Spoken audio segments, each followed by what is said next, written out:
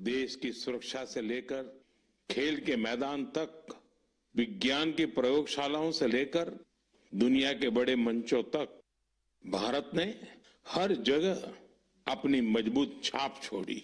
इस साल ऑपरेशन सिंदूर हर भारतीय के लिए गर्व का प्रतीक बन गया। दुनिया ने साफ देखा, आज का भारत अपनी सुरक्षा से कोई समझौता नहीं करता। ऑपरेशन सिंदूर के दौरान देश के कोने कोने से मां भारती के प्रति प्रेम और समर्पण की तस्वीरें सामने आई। लोगों ने अपने अपने तरीके से अपने भाव व्यक्त किए। साथियों, यही जज्बा तब भी देखने को मिला जब वंदे मातरम के 150 वर्ष पूरे हुए। मैंने आपसे आग्रह किया था कि हैशटैग वंदे मातरम 150 के साथ अपने संदेश और सुझाव भेजें। देशवासियों ने इस अभियान में बढ़ चढ़कर हिस्सा लिया। साथियों, 2025 खेल के लिहाज से भी एक यादगार साल रहा। हमारी पुरुष क्रिकेट टीम ने आईसीसी चैंपियंस ट्रॉफी जीती। महिला क्रिकेट टीम ने पहली बार विश्व कप अपने नाम किया। भारत की बेटियों ने women's blind T20 world cup जीतकर इतिहास रच दिया। एशिया कप T20 में भी तिरंगा शान से लहराया। पैरा एथलीटों ने विश्व चैंपियनशिप में कई पदक जीतकर ये साबित किया कि कोई बाधा हौसलों को नहीं रोक सकती। विज्ञान और अंतरिक्ष क्षेत्र में भी भारत ने बड़ी छलांग लगाई। शुभांशु शुक्ला पहले भारतीय बने जो इंटरनेशनल स्पेस स्टेशन तक पहुंचे। पर्यावरण संरक्षण और वन्य जीवों की सुरक्षा से जुड़े कई प्रयास भी 2025 की पहचान बने। भारत में चीतों की संख्या भी अब 30 से ज्यादा हो गई है। 2025 में आस्था, संस्कृति और भारत की अद्वितीय विरासत सब एक साथ दिखाई दी। साल के शुरुआत में प्रयागराज महाकुंभ के आयोजन ने पूरी दुनिया को चकित किया। साल के अंत में अयोध्या में राम मंदिर पर ध्वजारोहण के कार्यक्रम ने हर भारतीय को गर्व से भर दिया। स्वदेशी को लेकर भी लोगों का उत्साह खूब दिखाई दिया। लोग वही सामान खरीद रहे हैं जिसमें किसी भारतीय का पसीना लगा हो और जिसमें भारत की मिट्टी की सुगंध हो। आज हम गर्व से कह सकते हैं 2025 ने भारत को और अधिक आत्मविश्वास दिया है। ये बात भी सही है, इस वर्ष प्राकृतिक आपदाएं हमें झेलनी पड़ी, अनेक क्षेत्रों में झेलनी पड़ी। अब देश 2026 में नई उम्मीदों, नए संकल्पों के साथ आगे बढ़ने को तैयार है। मेरे प्यारे देशवासियों, आज दुनिया भारत को बहुत आशा के साथ देख रही है। भारत से उम्मीद की सबसे बड़ी वजह है हमारी युवा शक्ति। विज्ञान के क्षेत्र में हमारी उपलब्धियां, नए नए इनोवेशन, टेक्नोलॉजी का विस्तार, इनसे दुनिया भर के देश बहुत प्रभावित हैं। साथियों, भारत के युवाओं में हमेशा कुछ नया करने का जुनून है और वो उतने ही जागरूक भी हैं। मेरे युवा साथी कई बार मुझसे ये पूछते हैं कि नेशन बिल्डिंग में वो अपना योगदान और कैसे बढ़ाएं, वो कैसे अपने आइडिया शेयर कर सकते हैं। कई साथी पूछते हैं कि मेरे सामने वो अपने आइडियाज का प्रेजेंटेशन कैसे दे सकते हैं। हमारे युवा साथियों की इस जिज्ञासा का समाधान है विकसित भारत यंग लीडर्स डायलॉग। पिछले साल इसका पहला एडिशन हुआ था। अब कुछ दिन बाद उसका दूसरा एडिशन होने वाला है। अगले महीने की 12 तारीख को स्वामी विवेकानंद जी की जयंती के अवसर पर राष्ट्रीय युवा दिवस मनाया जाएगा। इसी दिन यंग लीडर्स डायलॉग का भी आयोजन होगा और मैं भी इसमें जरूर शामिल होऊंगा। इसमें हमारे युवा इनोवेशन, फिटनेस, स्टार्टअप और एग्रीकल्चर जैसे महत्वपूर्ण विषयों पर अपने आइडियाज शेयर करेंगे। मैं इस कार्यक्रम को लेकर बहुत ही उत्सुक हूं। साथियों, मुझे मुझे ये देखकर अच्छा लगा कि इस कार्यक्रम में हमारे युवाओं की भागीदारी बढ़ रही है। कुछ दिनों पहले ही इससे जुड़ा एक क्विज कंपटीशन हुआ। इसमें 50 लाख से अधिक युवा शामिल हुए। एक निबंध प्रतियोगिता भी हुई जिसमें स्टूडेंट्स ने विभिन्न विषयों पर अपनी बातें रखी। इस प्रतियोगिता में तमिलनाडु पहले और उत्तर प्रदेश दूसरे स्थान पर रहा। साथियों, आज देश के भीतर युवाओं को प्रतिभा दिखाने के नए नए अवसर मिल रहे हैं। ऐसे बहुत से प्लेटफॉर्म्स विकसित हो रहे हैं जहां युवा अपनी योग्यता और रुचि के अनुसार टैलेंट दिखा सकते हैं। ऐसा ही एक प्लेटफॉर्म है स्मार्ट इंडिया हैकेथॉन। एक और ऐसा माध्यम जहां आइडियाज एक्शन में बदलते हैं। साथियों, स्मार्ट इंडिया हैकेथॉन 2025 का समापन इसी महीने हुआ है। इस हैकेथॉन के दौरान 80 से अधिक सरकारी विभागों की 270 से ज्यादा समस्याओं पर स्टूडेंट्स ने काम किया। स्टूडेंट्स ने ऐसे सॉल्यूशन दिए जो रियल लाइफ चैलेंजेस से जुड़े थे, जैसे ट्रैफिक की समस्या है। इसे लेकर युवाओं ने स्मार्ट ट्रैफिक मैनेजमेंट से जुड़े बहुत ही इंटरेस्टिंग पर्सपेक्टिव शेयर किए। फाइनेंशियल फ्रॉड्स और डिजिटल एरेस जैसी चुनौतियों के समाधान पर भी युवाओं ने अपने आइडियाज सामने रखे। गांवों में डिजिटल बैंकिंग के लिए साइबर सिक्योरिटी फ्रेमवर्क पर सुझाव दिया। कई युवा एग्रीकल्चर सेक्टर की चुनौतियों के समाधान में जुटे रहे। साथियों, पिछले 7-8 साल में स्मार्ट इंडिया हैकेथॉन में 13 लाख से ज्यादा स्टूडेंट्स और 6,000 से ज्यादा इंस्टीट्यूट्स हिस्सा ले चुके हैं। युवाओं ने सैकड़ों प्रॉब्लम्स के सटीक सॉल्यूशंस भी दिए हैं। इस तरह के हैकेथॉन्स का आयोजन समय समय पर होता रहता है। मेरा अपने युवा साथियों से आग्रह है कि वे इन हैकेथॉन्स का हिस्सा जरूर बने। साथियों, आज का जीवन टेक ड्रिवन होता जा रहा है और जो परिवर्तन सदियों में आते थे, वो बदलाव हम कुछ वर्षों में होते देख रहे हैं। कई बार तो कुछ लोग चिंता जताते हैं कि रोबोट्स कहीं मनुष्य को ही ना रिप्लेस कर दें। ऐसे बदलते समय में ह्यूमन डेवलपमेंट के लिए अपनी जड़ों से जुड़े रहना बहुत जरूरी है। मुझे ये देखकर बहुत खुशी होती है कि हमारी अगली पीढ़ी अपनी संस्कृति की जड़ों को अच्छी तरह थाम रही है। नई सोच के साथ, नए तरीकों के साथ। साथियों, आपने इंडियन इंस्टीट्यूट ऑफ साइंस, उसका नाम तो जरूर सुना होगा। रिसर्च और इनोवेशन इस संस्थान की पहचान है। कुछ साल पहले वहां के कुछ छात्रों ने महसूस किया कि पढ़ाई और रिसर्च के बीच संगीत के लिए भी जगह होनी चाहिए। बस यहीं से एक छोटी सी म्यूजिक क्लास शुरू हुई। न बड़ा मंच, न कोई बड़ा बजट। धीरे धीरे ये पहल बढ़ती गई और आज इसे हम गीतांजलि IISC के नाम से जानते हैं। यह अब सिर्फ एक क्लास नहीं, कैंपस का सांस्कृतिक केंद्र है। यहाँ हिंदुस्तानी शास्त्रीय संगीत है, लोक परंपराएं हैं, शास्त्रीय विधाएं हैं। छात्र यहाँ साथ बैठकर रियाज करते हैं, प्रोफेसर साथ बैठते हैं, उनके परिवार भी जुड़ते हैं। आज 200 से ज्यादा लोग इससे जुड़े हैं और खास बात ये कि जो विदेश चले गए वो भी ऑनलाइन जुड़कर इस ग्रुप की डोर थामे हुए हैं।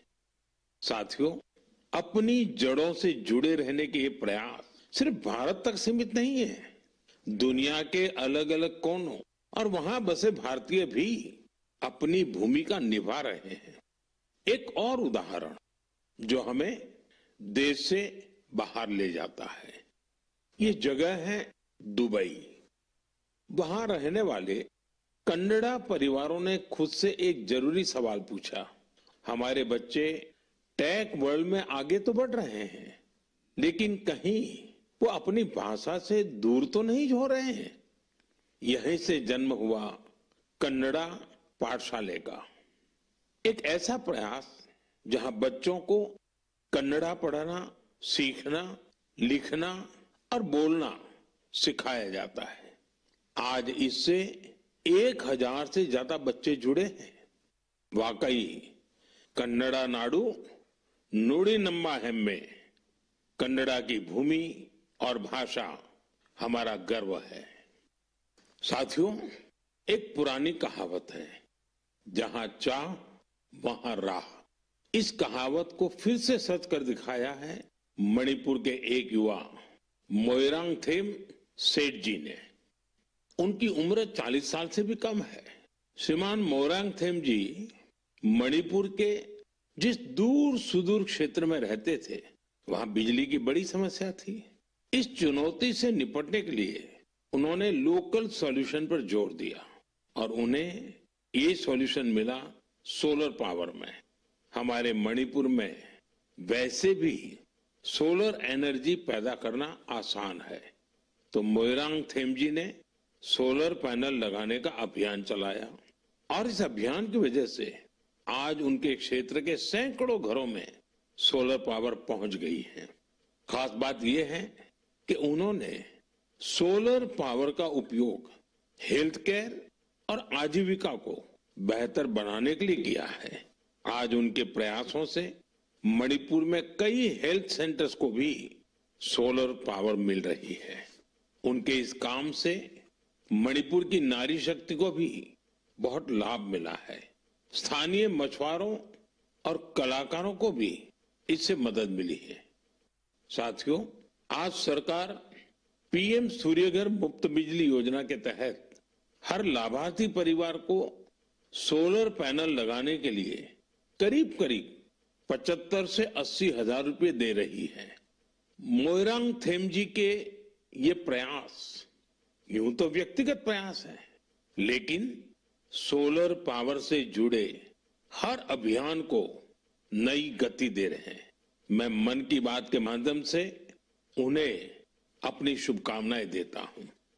मेरे प्यारे देशवासियों, आइए अब जरा हम जम्मू कश्मीर की तरफ चलते हैं। जम्मू कश्मीर की सांस्कृतिक और ऐतिहासिक विरासत, उसकी एक ऐसी गाथा साझा करना चाहता हूं जो आपको गर्व से भर देगी। जम्मू कश्मीर के बारामूला में जेहनपोरा नाम की एक जगह है। वहां लोग बरसों से कुछ ऊंचे ऊंचे टीले देखते आ रहे थे। साधारण से टीले, किसी को नहीं पता था कि क्या है। फिर एक दिन आर्कियोलॉजिस्ट की नजर इन पर पड़ी। जब उन्होंने इस इलाके को ध्यान से देखना शुरू किया तो ये टीले कुछ अलग लगे। इसके बाद इन टीलों का वैज्ञानिक अध्ययन शुरू किया गया। ड्रोन के जरिए ऊपर से तस्वीरें ली गई, जमीन की मैपिंग की गई और फिर कुछ हैरान करने वाली बातें सामने आने लगी। पता चला ये टीले प्राकृतिक नहीं है, ये इंसान द्वारा बनाई गई किसी बड़ी इमारत के अवशेष है। इसी दौरान एक और दिलचस्प कड़ी जुड़ी। कश्मीर से हजारों किलोमीटर दूर फ्रांस के एक म्यूजियम के आर्काइव्स में एक पुराना धुंधला सा चित्र मिला। बारामूला के उस चित्र में 3 बौद्ध स्तूप नजर आ रहे थे। यहीं से समय ने करवट ली और कश्मीर का एक गौरवशाली अतीत हमारे सामने आया। ये करीब 2000 साल पुराना इतिहास है। कश्मीर के जहनपोरा का ये बौद्ध परिसर हमें याद दिलाता है कश्मीर का अतीत क्या था, उसकी पहचान कितनी समृद्ध थी। मेरे प्यारे देशवासियों, अब मैं आपसे भारत से हजारों किलोमीटर दूर एक ऐसे प्रयास की बात करना चाहता हूं जो दिल को छू लेने वाला है। फिजी में भारतीय भाषा और संस्कृति के प्रसार के लिए एक सराहनीय पहल हो रही है। वहां की नई पीढ़ी को तमिल भाषा से जोड़ने के लिए कई स्तरों पर लगातार प्रयास किए जा रहे हैं। पिछले महीने फिजी के राकी राकी इलाके में वहां के एक स्कूल में पहली बार तमिल दिवस मनाया गया। उस दिन बच्चों को एक ऐसा मंच मिला जहां उन्होंने अपनी भाषा पर खुले दिल से गौरव व्यक्त किया। बच्चों ने तमिल में कविताएं सुनाई, भाषण दिए और अपनी संस्कृति को पूरे आत्मविश्वास के साथ मंच पर उतारा। साथियों, देश के भीतर भी तमिल भाषा के प्रचार के लिए लगातार काम हो रहा है। कुछ दिन पहले ही मेरे संसदीय क्षेत्र काशी में चौथा काशी तमिल संगमम हुआ। अब मैं आपको एक ऑडियो क्लिप सुनाने जा रहा हूं। आप सुनिए और अंदाजा लगाइए तमिल बोलने की कोशिश कर रहे ये बच्चे कहाँ के हैं। வணக்கம். பாரத் அரசங்கத்தல் ஒரே பாரதம் உன்னத பாரதம் நடத்தப்பட்ட காசி தமிழ் சங்கமம் 4 தமிழ் கற்போம் நான் ரொம்ப கார்க்க உதாரணத்துக்கு ஏன்னு தமிழில் इंट्रोडक्शन कासियोड़ भूमिल नानु पायल पटेल और सुकिंस इंटर कॉलेज की मानवी अनावरकुम येन वड़क्कम।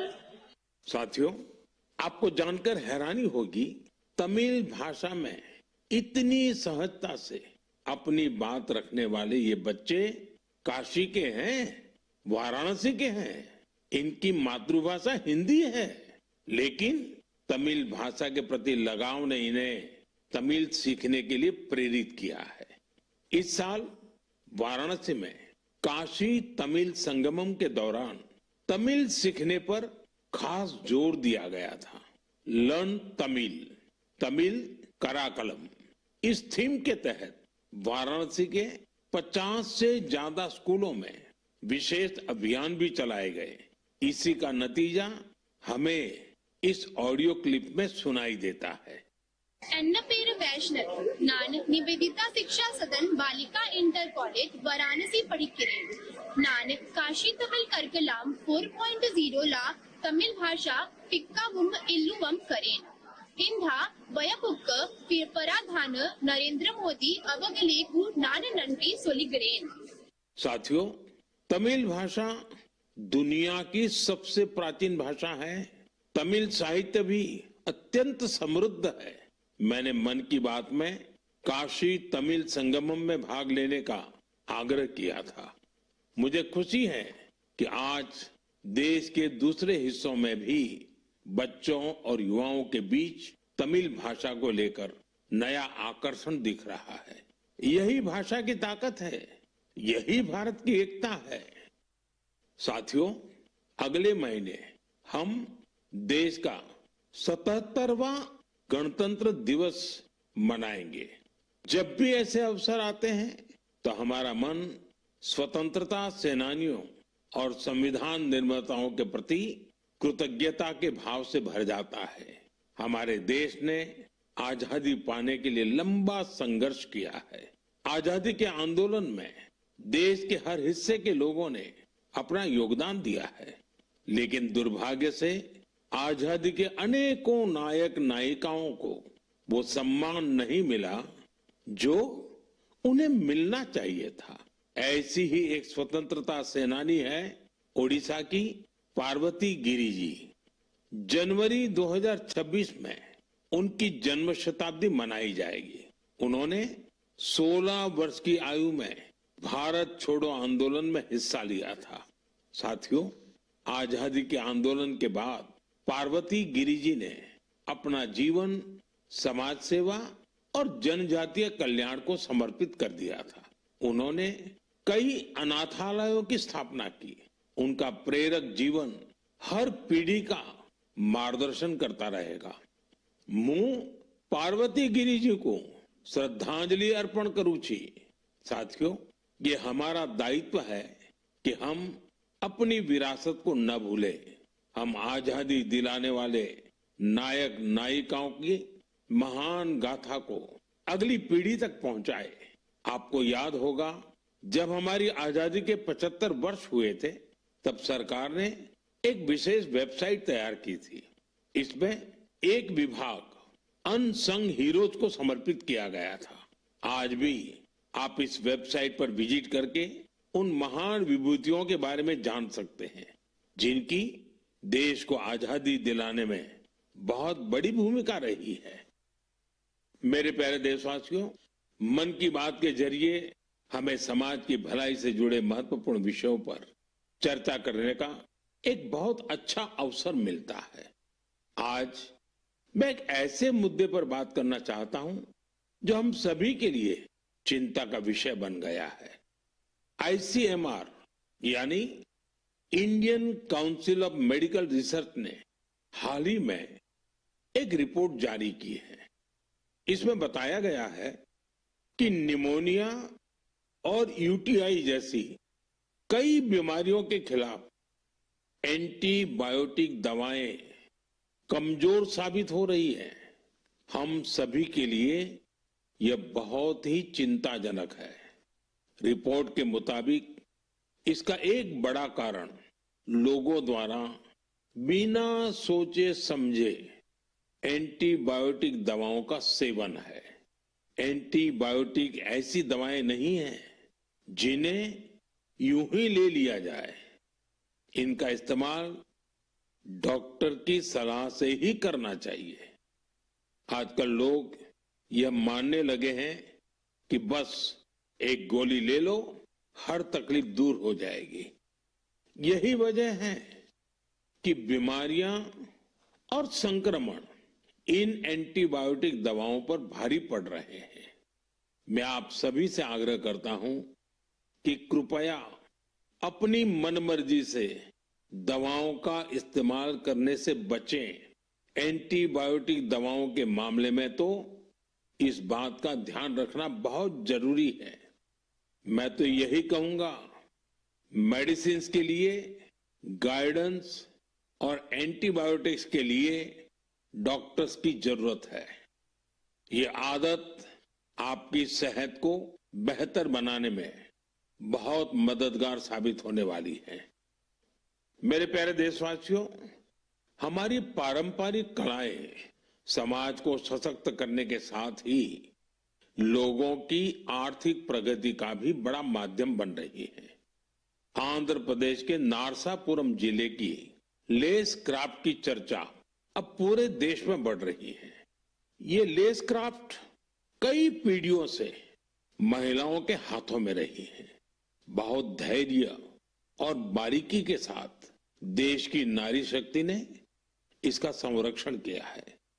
आज इस परंपरा को एक नए रंग रूप के साथ आगे ले जाया जा रहा है। आंध्र प्रदेश सरकार और नाबार्ड मिलकर कारीगरों को नए डिजाइन सिखा रहे हैं, बेहतर स्किल ट्रेनिंग दे रहे हैं और नए बाजार से जोड़ रहे हैं। नारसापुरम लेस को जीआई टैग भी मिला है। आज इससे 500 से ज्यादा प्रोडक्ट्स बन रहे हैं और 250 से ज्यादा गांवों में करीब करीब 1 लाख महिलाओं को इससे काम मिल रहा है। साथियों, मन की बात ऐसे लोगों को सामने लाने का भी मंच है जो अपने परिश्रम से न सिर्फ पारंपरिक कलाओं को आगे बढ़ा रहे हैं, बल्कि इससे स्थानीय लोगों को सशक्त भी कर रहे हैं। मणिपुर के चुरा चांदपुर में मार्गरेट राम थारसी एमजी, उनके प्रयास ऐसे ही हैं। उन्होंने मणिपुर के पारंपरिक उत्पादों को, वहां के हैंडीक्राफ्ट को, बांस और लकड़ी से बनी चीजों को एक बड़े विजन के साथ देखा और इसी विजन के कारण वो एक हैंडीक्राफ्ट आर्टिस्ट से लोगों के जीवन को बदलने का माध्यम बन गई। आज मार्गरेट जी की यूनिट, उसमें 50 से ज्यादा आर्टिस्ट काम कर रहे हैं और उन्होंने अपनी मेहनत से दिल्ली समेत देश के कई राज्यों में अपने प्रोडक्ट्स का एक मार्केट भी डेवलप किया है। साथियों, मणिपुर से ही एक और उदाहरण सेनापति जिले की रहने वाली चोखोने क्रिचेना जी का है। उनका पूरा परिवार परंपरागत खेती से जुड़ा रहा है। क्रिचेना ने इस पारंपरिक अनुभव को एक और विस्तार दिया। उन्होंने फूलों की खेती को अपना पैशन बनाया। आज वो इस काम से अलग अलग मार्केट्स को जोड़ रही है और अपने इलाके की लोकल कम्युनिटीज को भी एम्पावर कर रही है। साथियों, ये उदाहरण इस बात का पर्याय है कि अगर पारंपरिक ज्ञान को आधुनिक विजन के साथ आगे बढ़ाएं तो ये आर्थिक प्रगति का बड़ा माध्यम बन जाता है। आपके आसपास भी ऐसी सक्सेस स्टोरीज हो तो मुझे जरूर शेयर करिए। साथियों, हमारे देश की सबसे खूबसूरत बात यह है कि साल भर हर समय देश के किसी न किसी हिस्से में उत्सव का माहौल रहता है। अलग अलग पर्व त्योहार तो है ही, साथ ही विभिन्न राज्यों के स्थानीय उत्सव भी आयोजित होते रहते हैं। यानी अगर आप घूमने का मन बनाएं तो हर समय देश का कोई न कोई कोना अपने यूनिक उत्सव के साथ तैयार मिलेगा। ऐसा ही एक उत्सव इन दिनों कच्छ के रण में चल रहा है। इस साल कच्छ रणोत्सव का यह आयोजन 23 नवंबर से शुरू हुआ है, जो 20 फरवरी तक चलेगा। यहां कच्छ की लोक संस्कृति, लोक संगीत, नृत्य और हस्तशिल्प की विविधता दिखाई देती है। कच्छ के सफेद रण की भव्यता देखना अपने आप में एक सुखद अनुभव है। रात के समय जब सफेद रण के ऊपर चांदनी फैलती है, वहां का दृश्य अपने आप में मंत्र मुग्ध कर देने वाला होता है। रण उत्सव का टेंट सिटी बहुत लोकप्रिय है। मुझे जानकारी मिली है कि पिछले एक महीने में अब तक 2 लाख से ज्यादा लोग रणोत्सव का हिस्सा बन चुके हैं और देश के कोने कोने से आए हैं, विदेश से भी लोग आए हैं। आपको जब भी अवसर मिले तो ऐसे उत्सवों में जरूर शामिल हो और भारत की विविधता का आनंद उठाएं।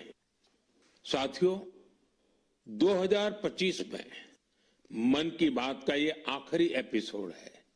अब हम साल 2026 में ऐसे ही उमंग और उत्साह के साथ, अपनेपन के साथ अपने मन की बातों को करने के लिए मन की बात के कार्यक्रम में जरूर जुड़ेंगे।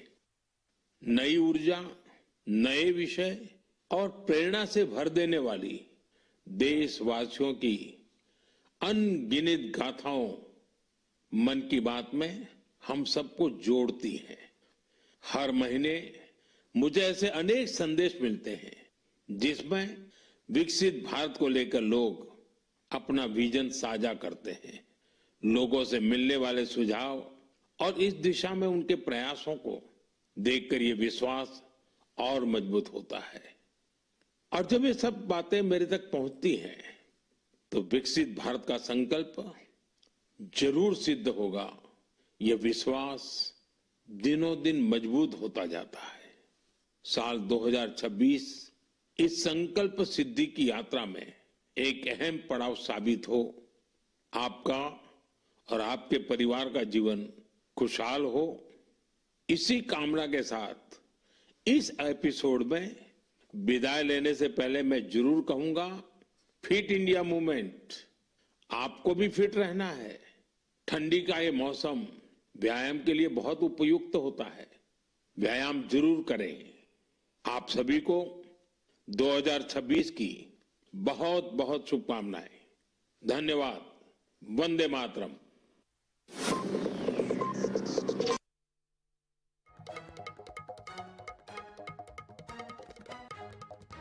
मन की बात हम सुन रहे थे। बहुत सी बातें प्रधानमंत्री ने की। प्रधानमंत्री ने मणिपुर की बात की, प्रधानमंत्री ने भारत के शहरों की बात की, प्रधानमंत्री ने विश्व की बात की जिसमें फिजी भी एक जगह रही। प्रधानमंत्री ने काशी के बच्चों की आवाज सुनाई जो कि तमिल भाषा में बोल रहे थे।